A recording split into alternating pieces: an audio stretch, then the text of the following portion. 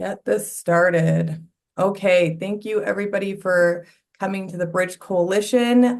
Normally Jim does our introduction. He is not actually going to be with us today. Jim is down in Olympia and he got called to testify, so he's very, very busy. And with that, there is an agenda switch up because Jim was going to come and do an overview of the Washington legislative session, priorities, but since he's down there, work in action, that won't be happening today. So instead, I am going to do a presentation and it is going to be interactive. So I will follow that back up after Mayana. But I am Jim today. So welcome. I do want to quickly just ground us in our mission at NorthStar Advocates. It's preventing and ending homelessness by supporting young people, strengthening families and communities, and holding the systems designed to serve them accountable. And that last part is actually my favorite part of our mission. I am going to hand the meeting off to Mayana, who's going to go into more detail about the space and the collective space we're in here today. And then after that, Mayana, I'll jump in and I'll lead us through a very interactive presentation that I'm going to spearhead. So thanks, Mayana. Awesome. Thank you. And I'll introduce myself really quick before I get into it so that I'm not just like some random person. I'm Mayana, and I'm with the Bridge Coalition and NorthStar Advocates as a youth and young adult, well, I guess young adult specifically, lived expert with homelessness and systems of care. Um, oh, And Blanca, can you mute yourself? Actually, anybody can mute themselves. Otherwise, I'll get in and mute people. Go ahead, Maya. Sorry, I wasn't sure. I wasn't sure if they were trying Go to say ahead. something or not. Okay, cool. So yeah, like Sarah said, I'll be just briefly going over what the bridge is and the general goals of this meeting space for refresher, and in case there's any new folks with us today. And this spiel will also serve to help anyone here understand our shared goals as well as the purpose of conversations that we'll have here today. So with that being said.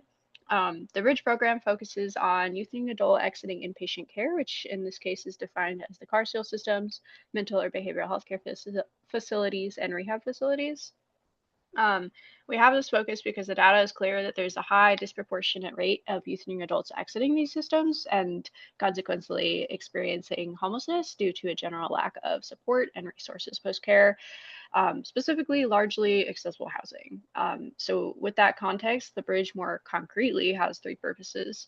The first one being information and resource sharing, like this meeting today, for example. This first purpose really aims to communicate with our community partners like you all to ensure that we're all more informed with up-to-date practices and research regarding the varying forms of support for youth and young adults from those systems. We also share updates and bring information we have to you all in an effort to community build. We also are developing what we call the return to community planning, which is what we have named the discharge framework that we use for the bridge housing when youth and young adults are ready to return to community after having spent time at the housing. This framework was and is informed by youth and young adults with lived experience of homelessness and these systems to ensure that we're not just a repeat of the mentioned frequent systemic discharges into homelessness. And we call it the return to community planning rather than just discharge because this is more intentional language that better reflects what we really want to do, which again is to have youth and adults return to community rather than homelessness. And then the third purpose of the space is advocacy, of course. That's how we created and obtained the bridge housing as well as these coalition meetings. And we continue to engage with youth and adults for input on the work that we do, myself and some others on here being an example of that. Advocacy is central to everything that we do, and this coalition is a shining example. So with that, I believe I'm passing it back to Sarah. Yeah, thanks so much, Mayana. And really, it's such a good segue into the next section, which again happened as of this morning. There is an agenda change. A quick update, though, I do want to say, speaking of advocacy, Jim is down in legislative session, and one of the announcements that we did want to make sure the group knows is all of the SHB 1929 work is in the current governor's budget that was released for this upcoming session. So as we all know, it doesn't mean it will stay there, but we're pretty confident it will. And Jim's down there advocating, and that's the work that we're all doing here. So I want to thank all of you, especially our providers and our advocates that have lived experience for the work. This has just been a lot of years coming, and we're so proud of what the collective can do and is doing together. And speaking of that, it's actually a really good segue into the next topic, which is going to be the Youth and Young Adult Behavioral Health Summit series that NorthStar Advocates is embarking on this year. I am going to be rolling out a new software system with you all today. We're going to practice, so I'm glad we only have 21 participants because we're going to all learn together. And so I want to collect some feedback from you all, but I want to give a little bit of an overview about what we're working on, what we have been working on behind the scenes. So I'm going to go ahead and share my screen. And what you're going to see here, just a brief thing. This is a new presentation that we're going to, like I said, we're going to roll out and do an actual survey with all of you. But I've had the privilege of working with NorthStar Advocates and emerging adults that have lived experience. And our 2026 goal is to connect with more young people across the state and really begin to understand what are the focus areas, what can we do to improve the behavioral health and the homelessness system, because that's really that sweet spot that we all focus on here in this space. And so in a lot of planning committees that I've already had with our young adult experts, they have identified, and we all have identified, 4 key areas that we're going to be surveying and asking young people, particularly at the Y for Y Action Committee with the Office of Homeless Youth. That's where these summits are going to take place. And we may actually also engage other young people around the state. So stay tuned for a lot more discussion, but I wanted to introduce the concept. The idea is to do 4 quarterly summits as opposed to one long all-day summit.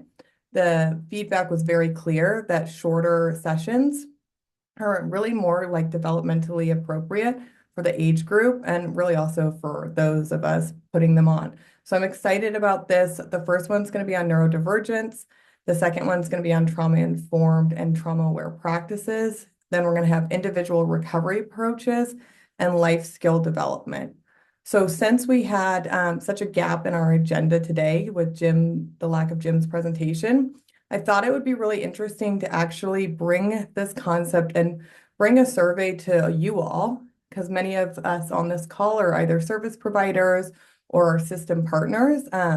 So I am going to use this as an opportunity to roll out a new software system for surveying that we're implementing. It's called Mentimeter. Has anybody used this in any other meetings? Hands up if you have.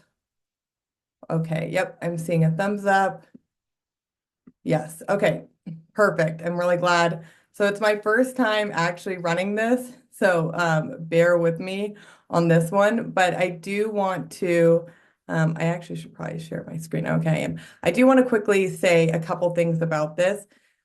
This survey is completely anonymous, so that means I don't know any of the answers that you guys are saying. Like truly, I cannot see.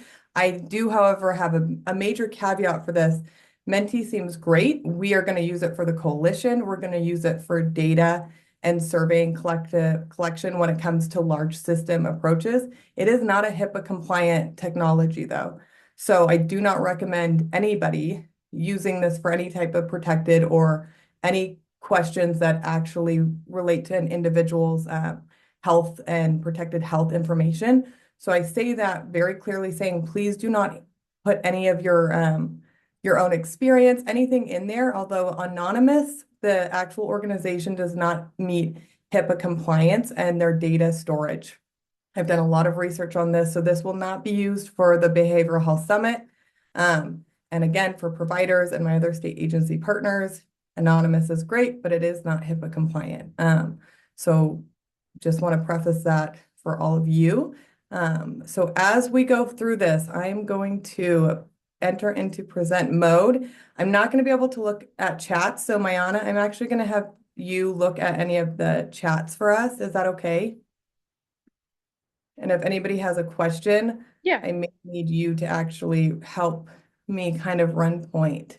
All right, is everybody able to see my screen?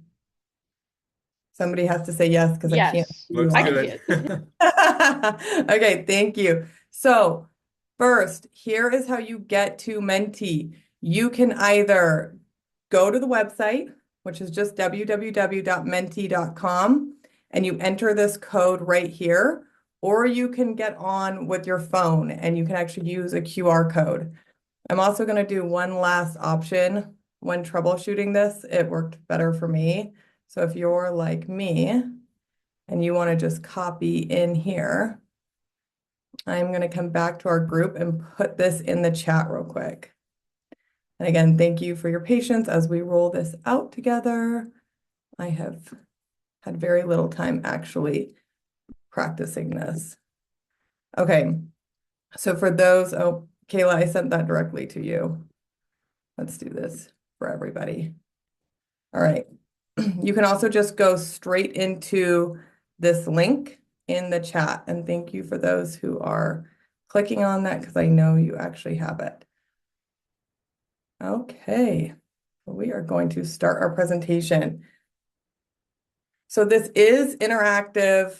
I can see you all joining in here down at the bottom. 14 of you are on here. I'm going to give everybody a couple more minutes to get on this presentation. So again, here's the Youth and Young Adult Behavioral Health Summit series.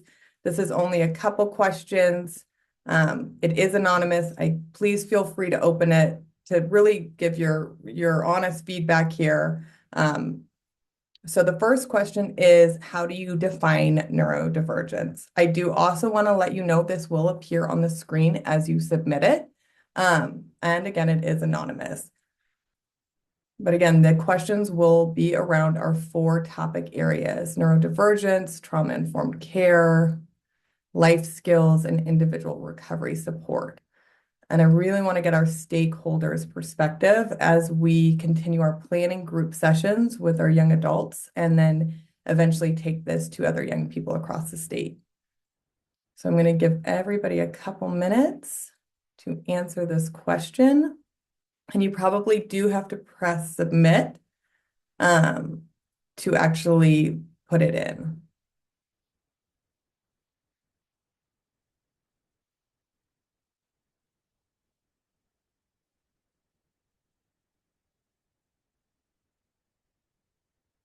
All right, and as you see, we're going to have questions come in. I do apologize. I think it's a 200-word limit. But again, there's no wrong here.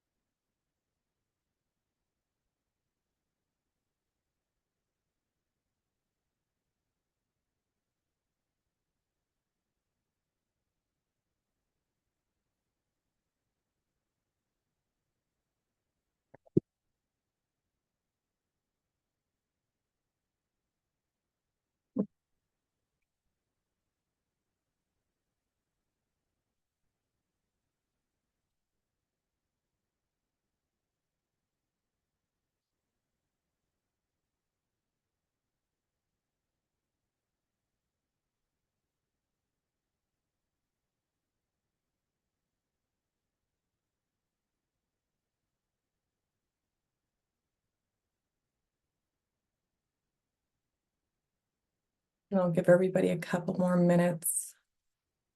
We've got some great submissions so far.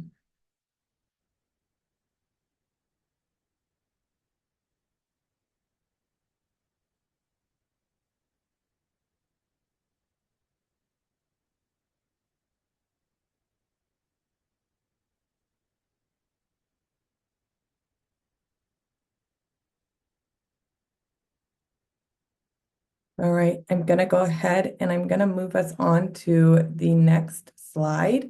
If you did not have a chance to submit this, you still have access to that link if you want to, but this is a lot of good information. And again, if anybody's having trouble, I'm not monitoring chat, so please come off mute. But this next one's a rating scale. So it's thinking about youth and young adult behavioral health and homelessness serviceness. So again, both systems, please rate the following. Statements. There's a shared clear understanding of what trauma-informed care means in practice. Policies, funding, and requirements support relationship-centered and trauma-aware approaches.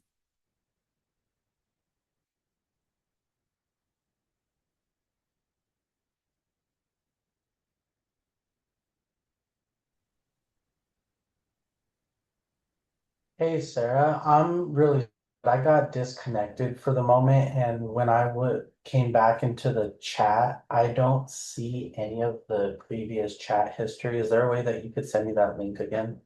Yeah, so if you go into the chat right now, click on that link because the chat link's in there and see if that brings it up. And if not, Dylan, I'll send it to you afterwards so you can resubmit it if that helps. Awesome. Yeah, I had a bunch of responses for the links, so thank you everybody. Perfect. Yeah, and again, we're troubleshooting this together. It's fun I think this platform is supposed to just make it more interactive so we can see it in real time. And always open to feedback. So you can see a lot of, here's where, how many people have voted. So it looks like overall consensus is less um, disagree on the policies and funding. And we're actually pretty mixed across the board on that first one. I think more people are saying there is a shared clear understanding, but it's actually pretty mixed with some 4 people saying there isn't and 5 people saying there is. And I will share out the data from this and because I think it's going to be interesting for us all to learn from. Okay, I'm going to go ahead and move on to the next slide. Oh, I don't know how I brought all that up. This is a simple yes or no question. Again, this is just supposed to be a check-in, this entire survey, but do young adults receive practical preparation for adulthood through current services? And this is homelessness and behavioral health. So do we actually have a system that helps young adults and emerging adults look for housing, budgeting, wellness, relationships, employment, and some of those necessary skills? And maybe your agency does. I also want you to think about the system as a whole. So that's really what this is. As a whole, does the system actually set young people up for success?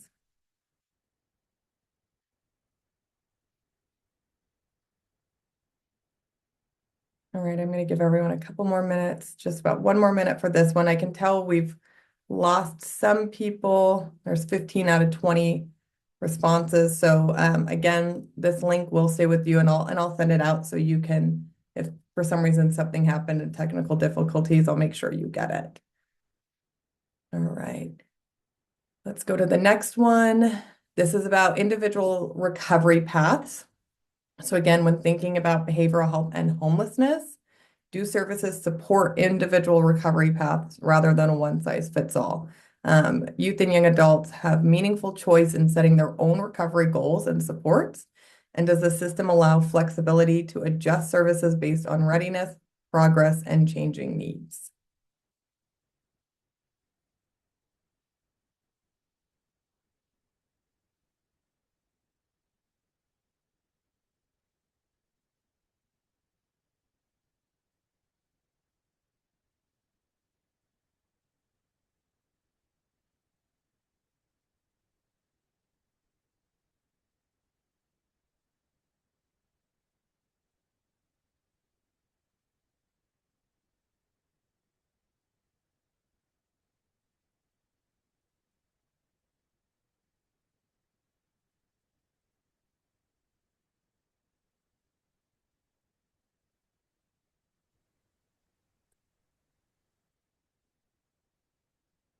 Okay, and when I click on here, you can kind of see where the answers are.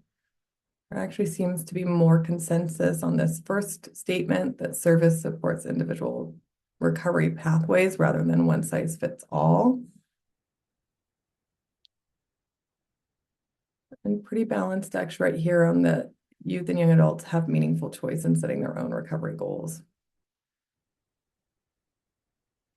All right, I'm gonna give us about 30 more seconds on this one, and then I am gonna keep going.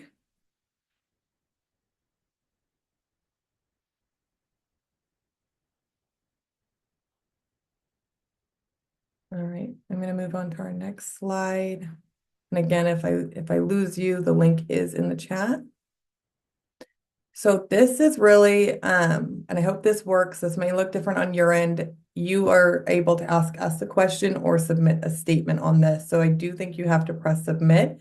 But as a system partner, what would you like to learn more about through the summit series? So really, what do you want to ask young people, or what area do you think is really important? Any question or anything you want to learn about more through our summit series before we start, feel free to ask us, and I will bring this to our planning session groups with the young adults for each area.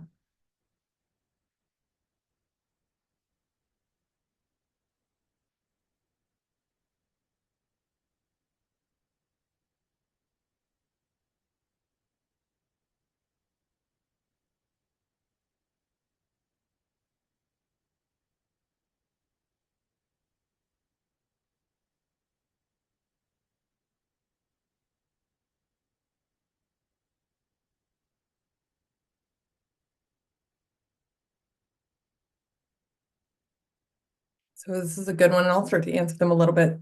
The target audience is young adults with lived experience in behavioral health and homelessness system. So those who are 18 to 26 and maybe even a little bit older, who have been a person in the system with lived experience.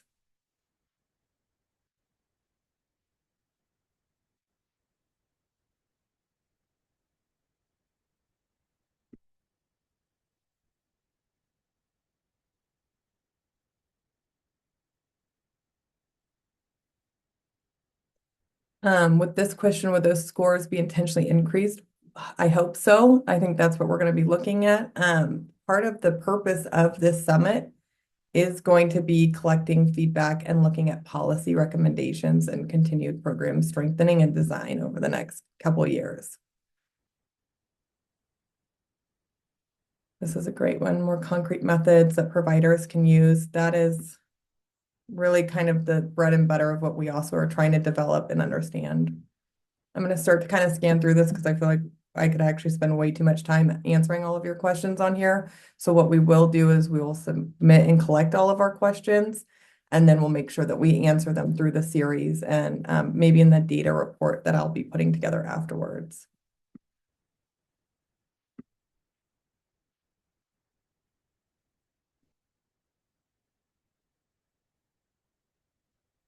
All right. I know this is an open end. I want to give everybody about 2 more minutes to answer this because we've only had 5. And again, you can or you cannot. It's completely voluntary. But any question that you would have for a young person and someone who's actually been in the system that you want to ask them as a service provider or want more understanding on.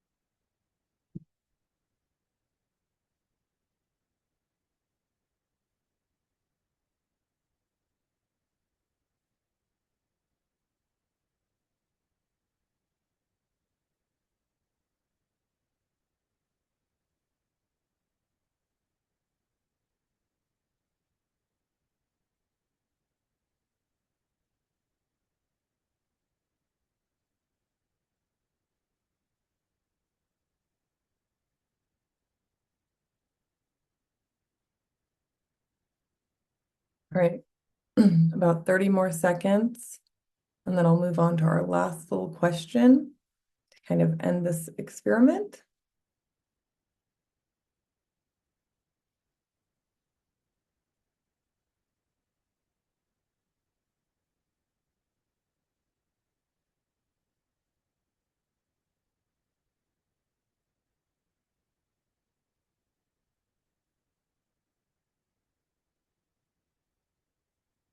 Yeah, we had a couple good ones come in. Thoughts on accountability and flexibility, multiple chances in recovery group living programs. If you didn't have a family or other natural supports involved in your recovery and return to community, would you and how would you like to have explored that with staff? See what that eighth one is, and then I'll go ahead and go on. And then are there other systems you've had issues navigating through that we could potentially help with? All right, these are some good ones. And I'll again make sure that I bring this back to all of the young people that's involved in the planning. And we'll incorporate some of this in the larger system summits that we're going to be embarking on. So that question was actually mine, and I was wondering, is that like actually like a good question? Like, Yeah, no, I think it's could a it be great one. okay? Yeah, no, and thank you for putting that up there. No, for sure. Okay, I'm going to go Is this for 10? Yeah, no, it's good. Okay, so our next slide, let's see. This looks different on my side than it does on yours. And again, I'm reminding you all, I'm just learning how to use this, but I think this is a word cloud. And I just truthfully wanted to see what this looked like in action. So what part of the young adult behavioral health and homelessness system needs the most attention? And this is in your experience. So whether you're an individual, it doesn't have to do anything with the summit. I just want to kind of collect some understanding of what part of this system on these two systems need the most attention, and you can only answer it in 1 to 2 words. So housing, harm reduction, right? Whatever you think needs the most attention and system reform. Please, love it. Self-choice.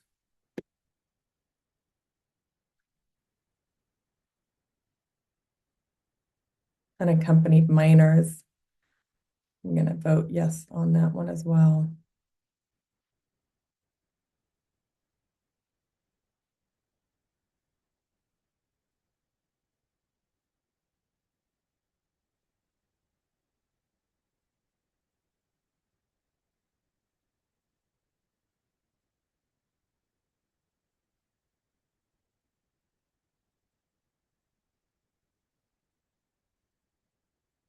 Follow up.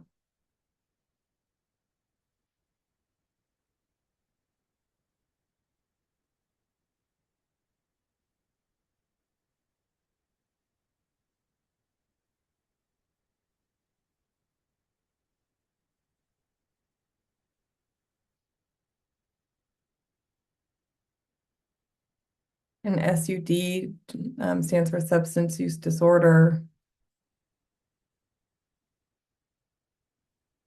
I love that. We have other universal basic income, 24/7 shelter.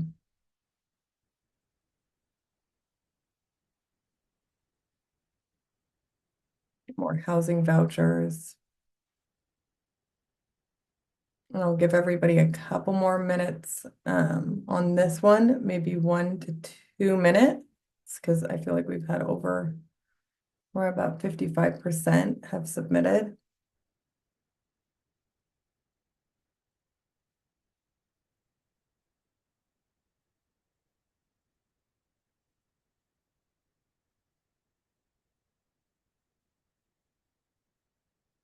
All right, if anybody else has anything to submit, go for it. And if not, you do have that link and you always can submit later. I see a lot of housing stuff coming in here. I just want to add that last, buying homes easily. I love some of the out of the box responses as well. All right. Just want to say thank you. I'm going to stop sharing my screen. Thank you guys so much for participating in that. Again, helping me learn how to use this. I do want to make sure, and Jim, we want input. So we will be using that software system a little bit more, and we're going to embed that into the coalition to get some more input. We want to hear from you all on meeting topics. But again, I had about 3 hours to figure this thing out before the meeting. So I will make sure that I bring all of this back to the planning groups. And again, you will probably hear about this Youth and Young Adult Behavioral Health Summit at almost every coalition meeting. Our young people who actually are on the call now, I didn't want to ask them to present because it was a last minute thing, but they will be presenting the findings. They'll be bringing the questions back. So it will be interactive, and we're going to want your guys' feedback along the way. So with that, I'm going to actually hand this over to Sierra because we're going to continue on our journey and hear from the 1929 provider. So Sierra, I did see you on here. You are up. Cool. So my name is Sierra Phillips. I use she, her, they, them pronouns. And like I said earlier, I'm an advocate with NorthStar Advocates. And today I'm going to go ahead and introduce West Side, yes, correct. The West Side provider, which is Friends of Youth. So Blanca Gonzalez is going to be going to speak today. Go ahead, Blanca. Hi, everybody. Good afternoon. Thank you so much again for the opportunity to provide an update. At this time, can everybody hear me? All okay? All right. Yeah. At this time, at Bridgepoint here at Friends of Youth Kirkland, we are at full capacity. So we've been really, really fortunate to fill in the beds right away. As we exit youth, we do go through our wait list and we're able to intake someone right away. So we do have currently 4 youth and 1 pending intake coming on board. And we continue to maintain active wait lists, and we do hear a lot from many community partners, self-referrals. Oh, good question, Rachel. It really depends. If we have a lot of youth that just got here, some do stay the whole 90 days. We are starting to see a decrease. If we are able to get housing anywhere from 90 to 60 days, 30 days, we've seen some of the youth leave. And so it really depends on the youth that we have here. So the wait list can take anywhere from a couple weeks to maybe a little more. So we are really mindful about letting the clients who call and asking for updates. So we do maintain the wait list. We do get a lot of calls from other inpatient facilities, community providers, self-referrals, wanting to know what the capacity is, a little bit more about the program, and see mainly around the availability of the beds. But we are able to screen the client and get them on that wait list. Hey, can I interrupt just for 1 second? Because we've got in the chat, we have a couple questions about if the second house is open for referrals yet. We don't have the second house open just yet. We are looking into a couple more weeks, hopefully soon. And Okay. so we'll go down that wait list as soon as it is.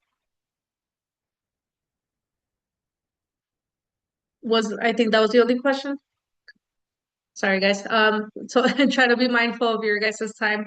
One of I think the biggest growth with Bridgepoint here in Kirkland is we've seen a lot more movement around the housing opportunities, mainly through coordinated entry. There's more availability around transitional housing, so that has helped tremendously, which provides more opportunities for our youth. And we see a decrease in the amount of length of time that they stay here at Bridgepoint. One of the best things or best feelings that we've seen is sometimes we had one of the youth come back the next day to gather a couple belongings, and they made this comment that it just feels so good to just have a place to go back to. So that to us means a lot. So we do aftercare, follow up with them, make sure that they are doing well, see if we can help in any other way, connect them with the resource. But that's just some of the feedback from some of the youth that have gotten housing. We've also made some strong connections with residential programs across the state, expanding placement options and just allowing more opportunities for housing for our youth, exploring outside of King County as well, for the youth that want to maybe go outside of the county. We've also been working closely with the YARD team. They've been tremendously a huge help, really, really great for the youth. The collaboration is really nice. So I really do appreciate that team. Shannon, Lexi, thank you so much for everything that you do. We've also started working very strongly alongside with DDA. I shout out to Sarah Woodbury. Thank you for, I don't know if she's in here, but thank you for everything she's done. for some of the youth. And of course, Excelsior. We've connected with them a couple times, so we really appreciate the partnership. We've also referred some of our youth to their other program, LifePoint, and I think they're just doing an amazing job overall. So thank you, you guys. Some of the challenges that we've started seeing right now is a lot of the youth are coming with some debt. And it's not just hundreds, it's a couple $1,000s. And that's debt around student loans, collection bills, debt owed to previous landlords. So we're trying to get documentation around many of that debt so that we can use the funding to help them out, because it does affect whenever they have to do background checks for some of the housing programs, which is another factor, the background checks that they have them do. If they have criminal history or anything around any debt, it could create some barriers. That has been some of the challenges, but we've been able to navigate some of those things pretty nicely with the funding. So I really appreciate all the funding resources that we have. I think a little bit of the challenge, I think we've been improving a lot on this one. It's just some of the motivation around some of the youth being ready. Some youth have expressed that, they want to stay here at Bridgepoint and live with us because they don't feel ready to go out and be in their own apartment by themselves. And so it's just going through the whole process of ensuring that they feel comfortable, that they feel confident, and that, that they realize that they have huge support around them and that they can do it, right? So one of the most, I think, meaningful indicators of impact that we've had is just the constant feedback that we get from the youth. We do regularly house meetings, groups with them, and it's just really nice to get the feedback as to how we are doing, anything that they would like to share with you guys. And if it's okay, I like to provide just a comment that one of the youth had. I told them I would be doing this presentation today. So I just want to share this with you pretty quickly. So this is from one of our participants. He sees Bridgepoint as a new opportunity for a new life. What stood out more is that they want to see more of this because they also have family members and friends that are also struggling, and maybe they're not there just yet, but when they are, and when they get to that point that they maybe want to go into Bridgepoint, that this program is around to provide that support. So that's just some comment from one of the youth that I wanted to share with you all. And I think as a closing for us moving forward, we want to continue addressing all these financial barriers, strengthen the partnerships that we have around the community. It makes a huge, huge difference. The more support that we have and we can wrap around the youth with is going to make a significant difference while at Bridgepoint and after Bridgepoint. I think Bridgepoint's now becoming more than just a program. It's just a very meaningful pathway for a lot of the youth, and we're just really grateful for the opportunity. Thank you, everybody. Thank you so much, Blanca. It's Thank you. just wonderful to hear, and that collaboration and all the different resources and people coming together. It's just absolutely wonderful. I'm going to introduce MJ, one of our young adult advocates, to come up next. MJ, you're on. Hello, everyone. My name is MJ Negron, she, her pronouns, and I'm here to introduce Dylan Ramirez from Excelsior Wellness. Thanks, MJ. Hello, everybody. My name is Dylan Ramirez from Excelsior Wellness Center, program manager for the Bridge program and also for the LifePoint program.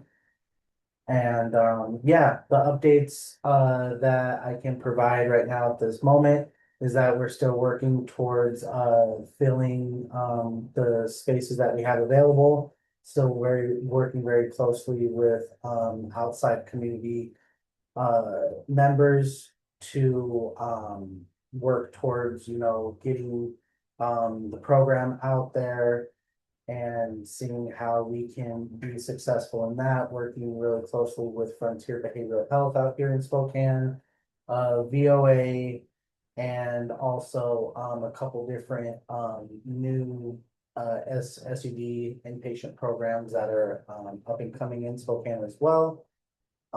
We've had some successful discharges from Bridge so far, and with the current individuals that we have, we're able to we're really thankful to be able to utilize that flexible funding to be able to get them their IDs.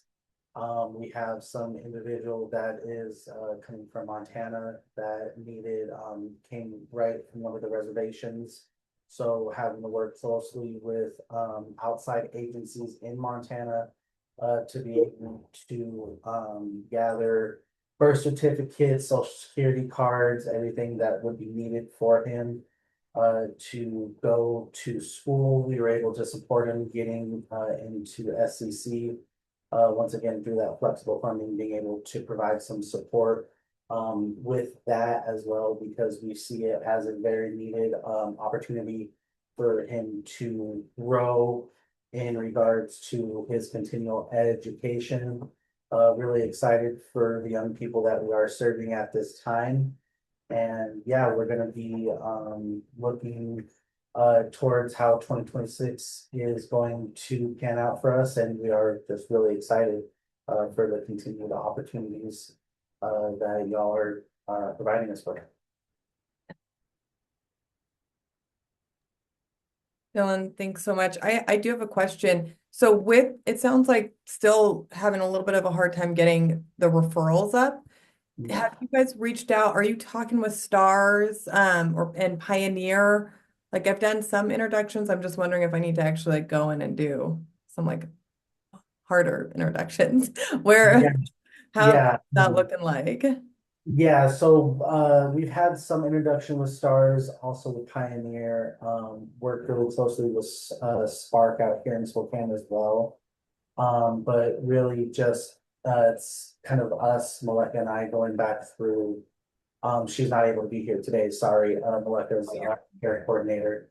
But yeah, so her and I have been going through and trying to contact a lot of the new partners to provide presentations.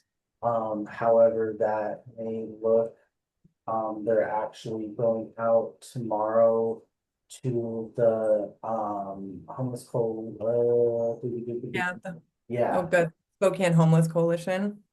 Yeah. So they're gonna be out there tomorrow, Kayla and Maleka, to be able to spread the information about bridge that we have up and going as well. So Good. yeah, Sarah, if you and I want to connect at a later time to maybe get some support in that, I'd really appreciate it.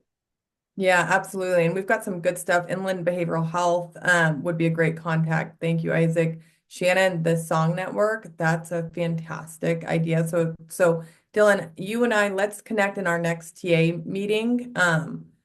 And I'm happy to show up too and make some more personal connections as well. And then we can also invite them to come to the coalition too. Because I feel like our inpatient behavioral health providers should also be joining us in this space as well. Yeah, no, absolutely. I really appreciate it. I'm looking in the chat right now. Yep, have had some good conversations with the INVH. Actually had them out to do a walkthrough of the building. Also had a little bit of contact with VOA, but I'm going to be reaching out some more. Just everything in the chat is really great resources. I just want to say thank you to everybody that's putting in that information in there. Yeah, and I'm gonna just like celebrate the VOA too. I want to echo Isaac used to work there, not to put you on the spot, Isaac, but Vaughn, their executive director, is also great. So I really echo that. All right, great. And then if anybody does, I know we also have Josh from the county, Spokane County. So I'm just gonna put everybody, if you do have ideas of connections for Excelsior, just please email Dylan. Dylan, would you want to put your email address in the chat so people can actually email you and maybe send some connections. That way we can just continue to get the message out and get our East Side behavioral health inpatient providers making more referrals because we know they're there.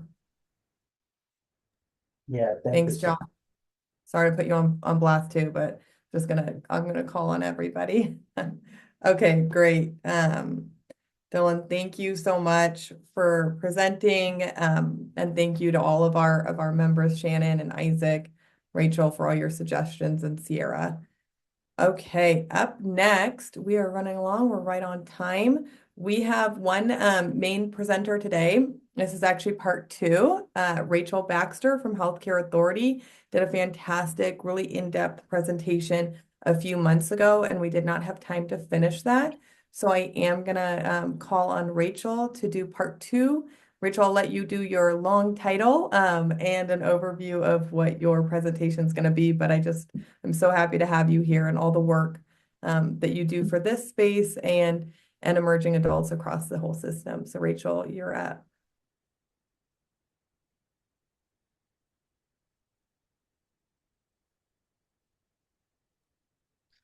Uh-oh, Rachel. I know. Can you hear me now? Yes, there we go. I was Okay. like, oh no. I have to hold this. I got a new headset. I have to hold the button down. That's unfortunate. Okay. That's good. I love it. Just trying out all the technology today. It's all good. I get it. Yeah. Are you gonna share the presentation, or do you I need am me? going to. So you send it to me and I will I'll put it back up. Okay. I have unless you send it to me recently, I have it from a long time ago. Yeah, it's the same one. Okay, It's the will you just quickly share the PowerPoint? Because we actually have a couple minutes. So I'll work on behind the scenes real quick and pull it up so you don't have to worry about managing that. Okay. Let me get in here. We're getting there. Yeah, we have time. Normally we don't have time, but this meeting we are good. And I want to throw it out there since I shouldn't say all, a lot of youth and young adult housing response team people are here. So you will see a theme from the resources that I'll be sharing. Your contact person might be, if it's an OHY program, might be Isaac. If it is a extended foster care program, Shannon would be a good person, or Yart, a good person to connect with. Lexi is also here. I think Faith is here, and some others from the Youth and Young Adult Housing Response Team.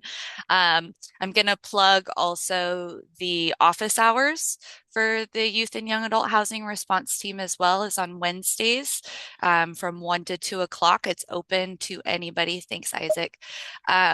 It's open to anybody that might need some assistance or help regarding technical assistance. Yes, please come see us. We can answer questions. We can walk through different scenarios with you if need be. So that's always a really great resource if you're needing some immediate assistance. Thanks, Rachel. And I am about to share my screen, and we are going to be good to go. I think we're on slide 14. Yep. Okay. That's exactly what I was thinking. So give me let me just get this in presenter mode.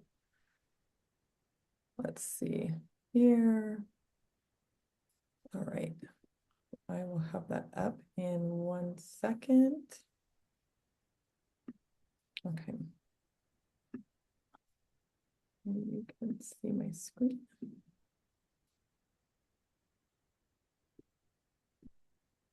Okay. Take it away. Oh.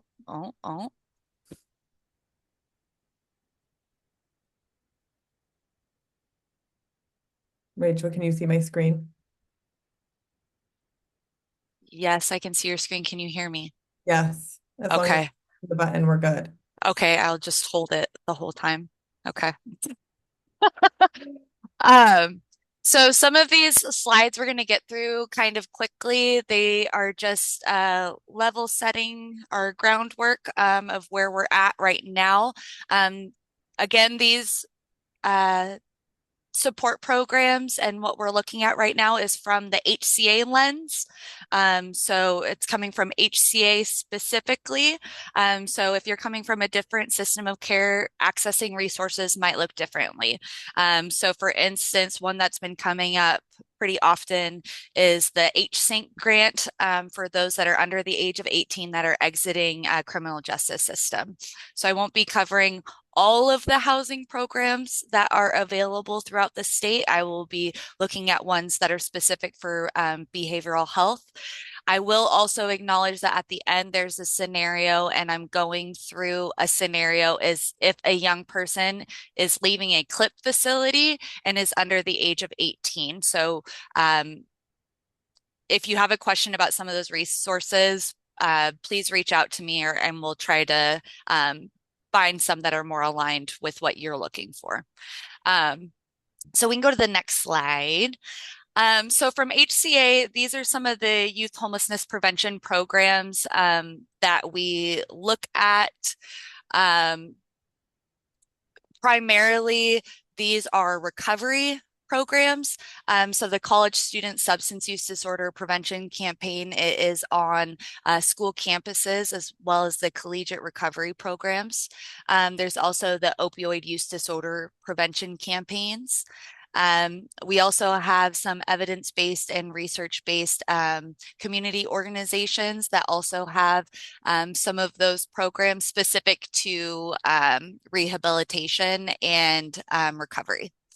And we can go to the next slide. Again, when Sarah sends these slides out, I think you already sent them out, Sarah. Yeah, I did. On all the slides, there's links that you can go to. So if you're interested in a particular program, you'll be able to click those links as well. And I'll send them out again, Rachel, just Okay. with the meeting notes so that they're in the meeting notes and in the email after. Okay.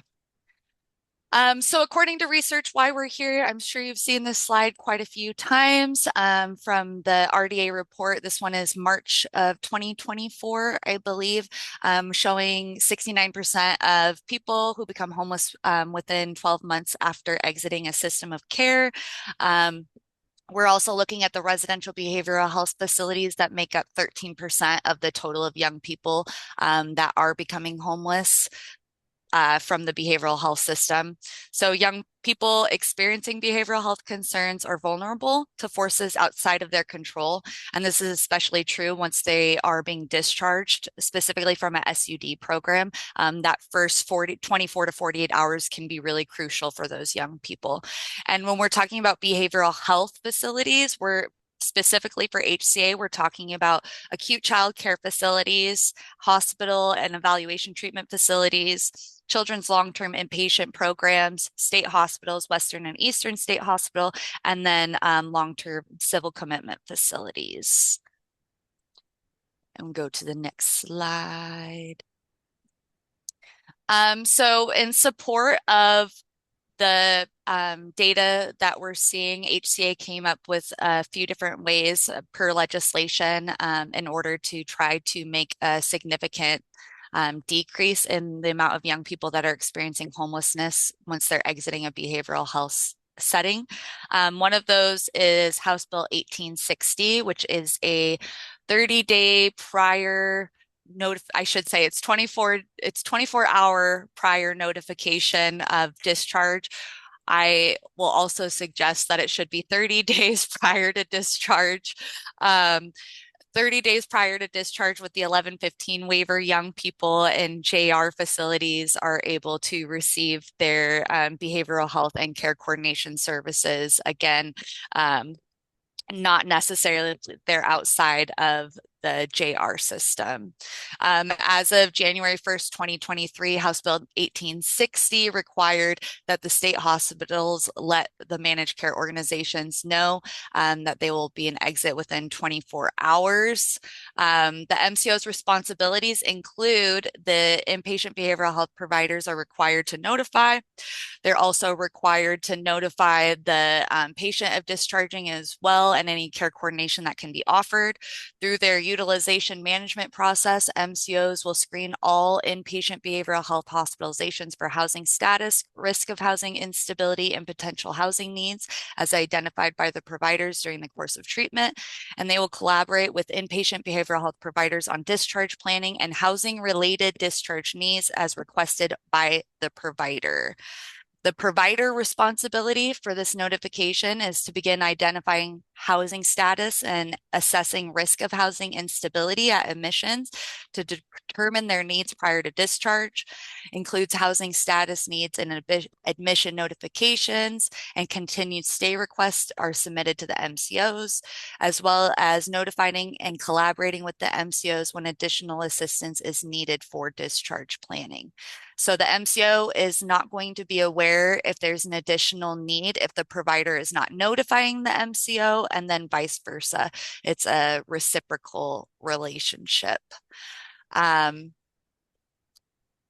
For individuals enrolled in a Medicaid MCO, a psychiatric hospital must inform the MCO if that person will remain enrolled in one of their programs as well, such as a Peer Bridgers program if it's from a state hospital, for example.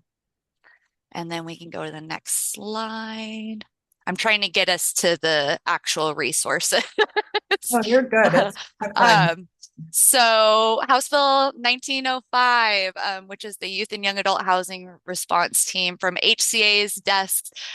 We have the MPD as well as DBHR. We have CQCT. Those are all just acronyms saying that we all come from different divisions within HCA to work on the same team. And so all three of us are assisting with the Youth and Young Adult Housing Response Team. I should say four of us now. Pedro's here as well. We also created some internal work groups. We have a charter as well from different sections that work together on resources. The different work groups focus on data, payment, policy, and standards of training, as well as resources. So a lot of this information is kind of an amalgamation of those work groups into this. Each one of us informing each other as to what's going on. So it's not actually coming just from one person's desk. We also look at tools like the Discharge Planners Toolkit, which we will get into, as well as looking at some of the recommendations and reports that are being produced, such as the YART annual report as well. And again, on here, you'll see that report. There's some reports that are listed there. You'll also see the Discharge Planners Toolkit, OHY prevention work groups, and then the link to YART as well. We can go to the next one. Okay. HCA housing programs. This is where I was trying to get everybody to, and I'm going to, I want to be able to, I can't have both of them at the same time, can I? What is it? I can't hear you, Sarah. Oh. Do you need to hear me? Can you hear me?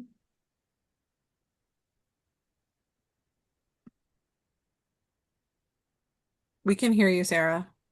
Oh, okay. Sorry. Thank you guys. I'm trying to, again, Rachel, can you hear us? Did I lose? Rachel, you got to hold your button. Apparently I can't hear unless I'm holding my button too. I'm sorry, everybody. I couldn't hear anybody. Oh, I thought I was here by myself. Thanks, Shannon.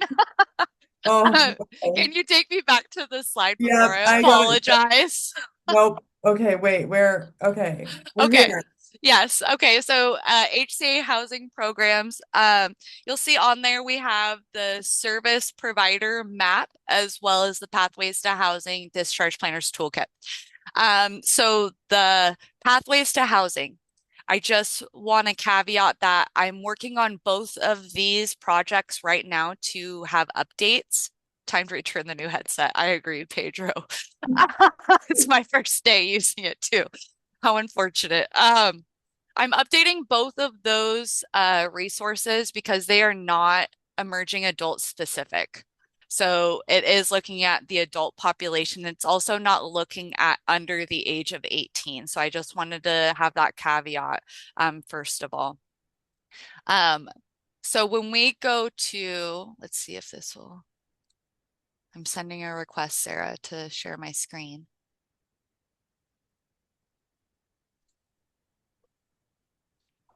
I can stop sharing mine so you can share yours for a minute and we can just kind Will of, it?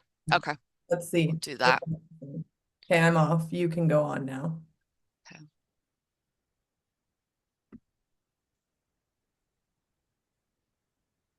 Can I move this? Ooh. Okay. Yay. Okay. So this is the Discharge Planners Toolkit. I listed the link as well in the chat. So when you get to the Discharge Planners Toolkit, you can go to see all available resources.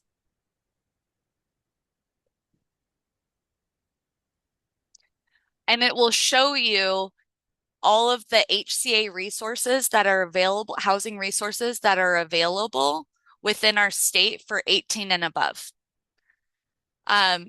So you could just go through each resource and it also lists the providers that are available, or you could do the actual assessment. And anybody can do this. You don't have to be a behavioral health provider to do this. So we'll just pretend. So does this person have a social security card? Yes, they do. We'll say that they have SSDI, maybe they have HEN. Yeah, maybe they have EFC. Does this person you're working with have Medicaid? Yes or no? These are all of the different housing choices that are available. Understanding that all of these are considered homeless. Is the individual currently in an inpatient setting? We'll say yes. We'll say they're outside. Where do they plan to stay? They plan to stay outside. We're gonna say they're in recovery, so they can't return to where they are. And you're just gonna go through and all of the pertinent questions. You're just gonna answer. Actually, I don't want it to say FCS.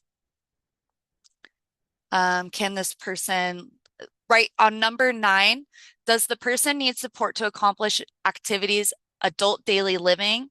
So this is going to be an indicator too when you're working with somebody if you think they could be DDCS eligible. So if you think that they need assistance with daily living skills, that's going to be a clue for you to say, hey, they might be eligible for a DDCS program. I need to go to the DDCS website and see what they're eligible for. Can you say what that those acronyms Or are? HCS. Shannon, can you list that? Thank you. Yep. It's someone not put it in the DDA chat. anymore. You're It's fine. DDCS. Okay. I'm Yeah, so sorry. yeah. So DDCS is the new acronym for Developmental Disabilities Community Services, and then HCS is part of. So the new administration is called HCLA, which is Home and Community Living Administration, and underneath that is the Home and Community Services, HCS. So that's what those acronyms stand for. But basically, there's 2 different pathways where you can access those long-term care supports. And so the one is that if you have a developmental disability and you're eligible for DDCS services, but for HCS, I think that one is really relevant here, especially because for young people who have a significant behavioral health diagnosis and need supports because of the behavioral health diagnosis, they're really going to go the HCS pathway. And so you can do the application online through the DSHS Universal Portal. And if you click the box for long-term support services, then you can access those HCS services. Great. Thank you so much.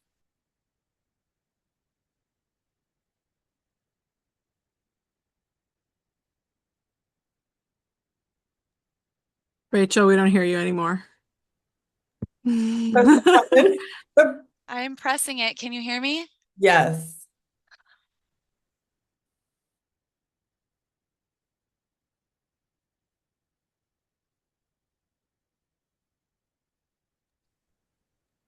I don't know if you're talking, but we heard you when you said I'm pressing it, and now I don't. Can you hear me? Yes. Oh my gosh. Okay. So down here you can also, if you hit control, you can select multiple areas that you're wanting to look at. And then you can either print the page and give it to the young person that you're working with, or you can click find eligible resources, and then it's actually going to tell you what that young person is for sure eligible for and what is inconclusive. So right now, a CHG grant, which that would be through an OHY grantee or a housing provider. It'll tell you that young person is eligible for foundational community supports, so FCS. That person is eligible for HARPS, PATH, Peer Pathfinder, so eligible for all of these programs. Then once you're seeing that they're eligible for those programs, it should close your eyes so I'm not hurting you.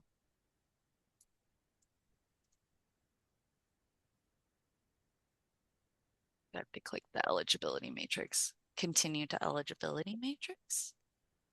Yes. And then it'll actually show you where the provider's at within the state. So it looks like, yeah, it looks like the FCS one, it would just be WellPoint. I think I did click on Grant County or Greater Columbia, knowing that that would be an issue. Okay, let's go. Let's pick a different county where I'm gonna have better luck. Let's do King County.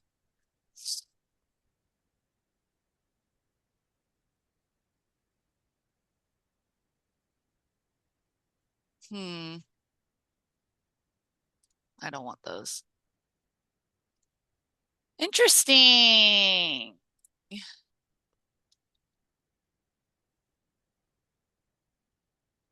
Huh. Okay, I need to play around with it. This should say conclusive. The King BHASO.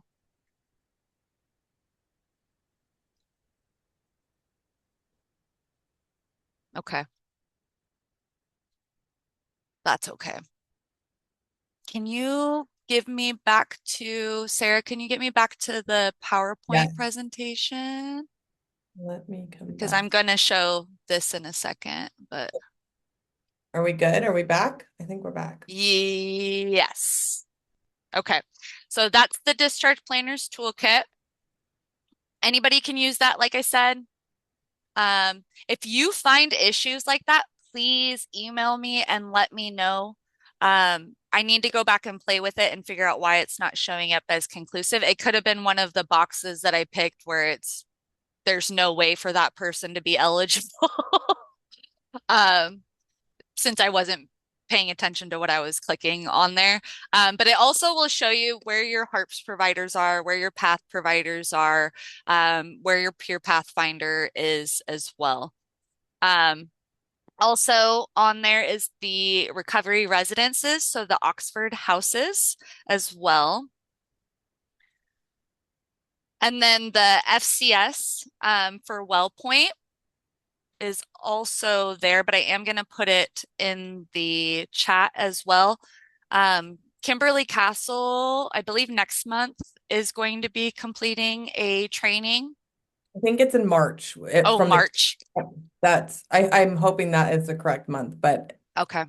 That's what the email said, and thank you for that introduction. Yeah. So They also have the enrollment for the for FCS online now as well. And you can also do the provider change request form also. Shannon got to it before me. Look at you, how fast you are. So those are all of the HCA programs and that are available. Obviously, there's also House Bill 1929 that's there, so Friends of Youth and Excelsior Wellness as well. The goal is to be building both of those programs into the Discharge Planners toolkit as well in future iterations. You can take me to the next slide, Sarah. On here, you'll see some of the programs for some of them for 18 and younger. So Lake Burien, it's a DDCS program. You'll also see on there Kids Mental Health Washington, which is a great behavioral health navigation program. There's also YouthNet as well. That's another great one. 1580 is for those young people that are under the age of 17 that are being boarded within hospitals as well. I know that Shannon or Isaac had listed the office hours as well. On this page, you'll see the one-page resources that we had listed when Job Corps, we were concerned about Job Corps and what was going to be happening with that. So we just came up with a quick one-pager and then the office hours and some of their other programs. Go ahead, Sarah.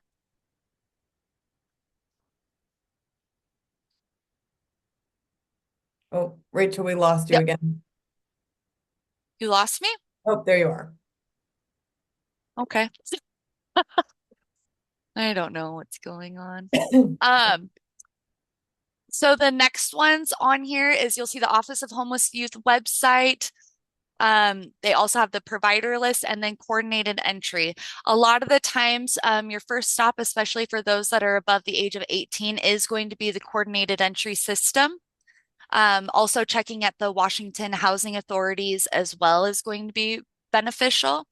Again, you can find those links on there, but I'm going to also list in the chat for you so you have it.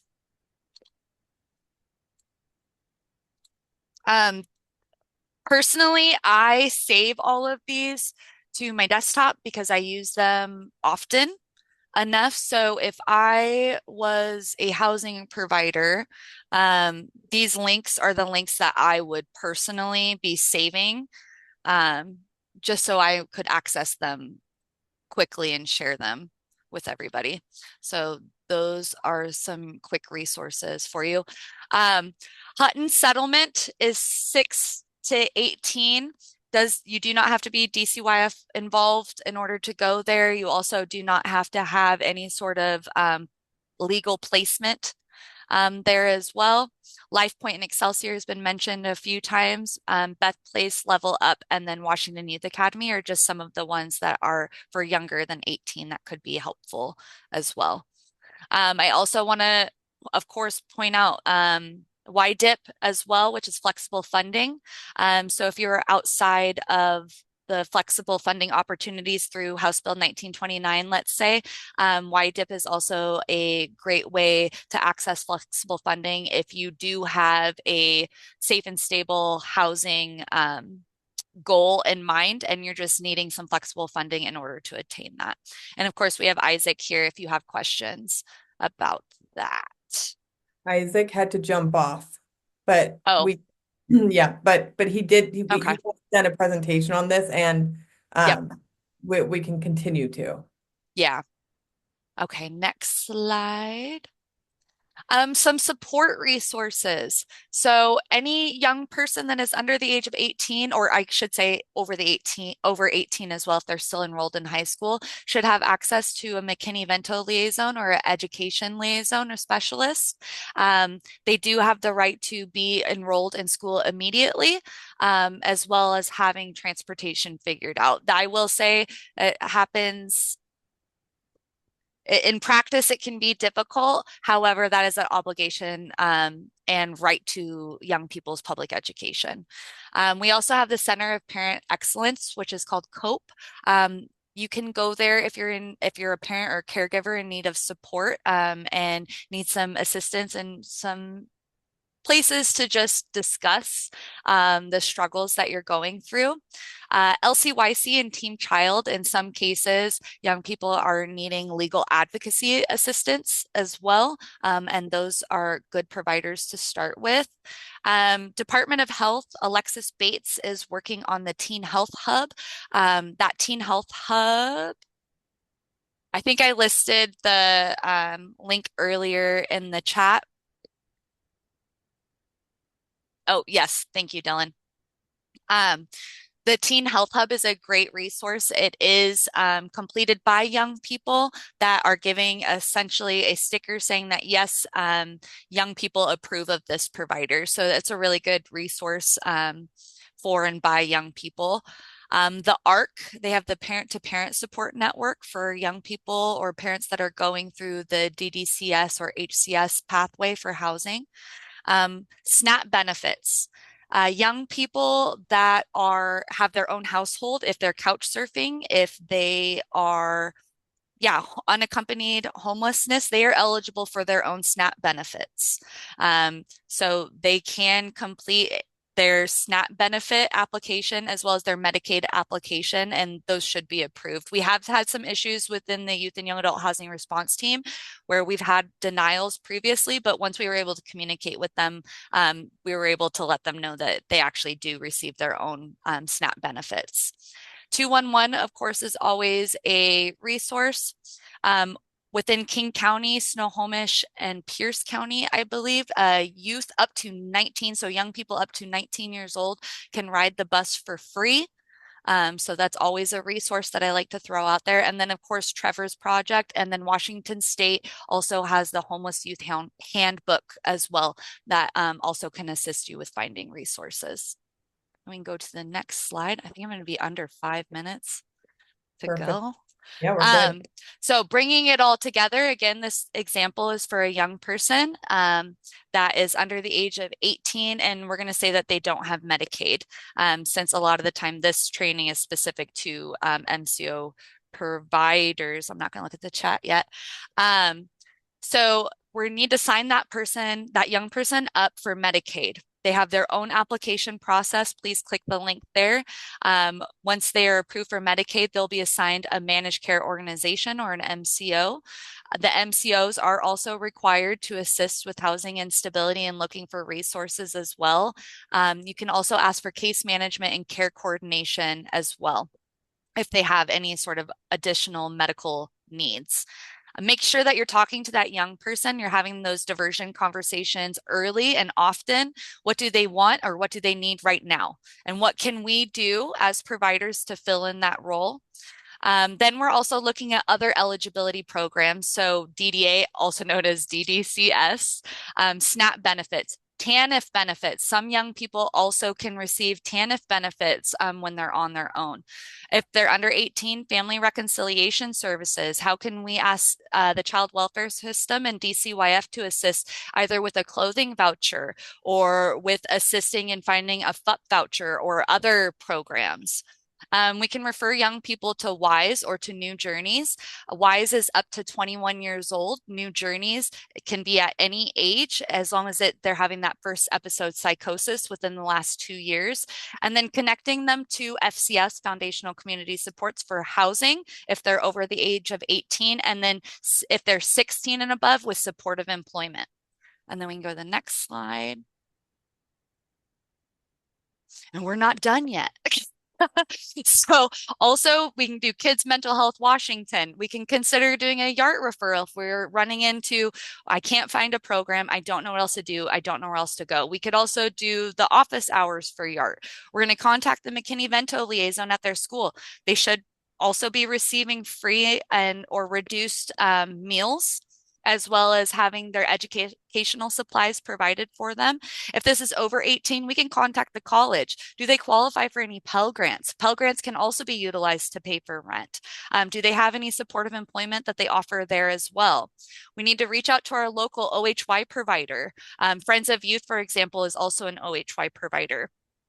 We need to find out where the coordinated coordinated entry sites are. We need to get that young person enrolled in coordinated entry and completing that interview as soon as possible. We can look at other flexible funding, the YDIP flexible funding, any of the anchor community initiatives. If there's any local flexible funding as well, Catholic Charities is a great one that we've been able to utilize their flexible funding in the past. We could look at other housing programs like LifePoint, Hutton Settlement, any other education-based programs like Job Corps. We can look at Washington State Academy, Weld, AmeriCorps, and then any sort of specialty housing programs like or similar to House Bill 1929. Then we can go to the next. And then also getting into our community. What's our community of practice looking like? Is there already a by name list that's happening? Does your facility or your program offer any sort of office hours that maybe instead of taking on referrals, we could actually do an office hours instead and diverting them to other places. We also can seek additional funding opportunities, HCA contracting opportunities, government bid opportunities, and grants.gov opportunities. Consider joining a coalition or any of the prevention committees. OHY prevention work groups are up and running right now. So if you're interested in finding out more information about that, you can, of course, talk to Isaac about joining one of those groups.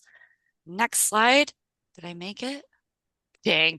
There's also training resources. I was hoping for that 1 minute. There's also training resources. If you need additional training, the Department of Commerce has a lot of training about diversion, housing first, harm reduction, homeless and housing resource centers. We have the OHY prevention webinar series. Disabilities Administration also has information about respite care. There is a SOAR child curriculum, so under the age of 18 to assist with SSA and disability benefits if you are a housing provider. And then Building Changes also has a really great intensive diversion training as well. And then you'll see the Bridge Coalition here also. Next slide. Yay. This last page is a prenatal through 25 quick reference guide that has a bunch of different programs that are there, such as family-initiated treatment, any of the residential SED programs and things like that. And with that, should give you a good start off to planning with a young person. You did it. Ta-da. I knew like you're gonna finish. I know. Thank you. Yeah. And I think like, again, even with this part two, what it stands out to me is how many resources there are. That discharge planner toolkit, I want to call that out, and I'm going to send that out in bold in the email because I could just see that being used in such an easy way. We do actually have like 2 minutes for questions. I know it's not a lot, and I haven't looked in the chat, but if anybody has a question for Rachel, please go ahead and ask now.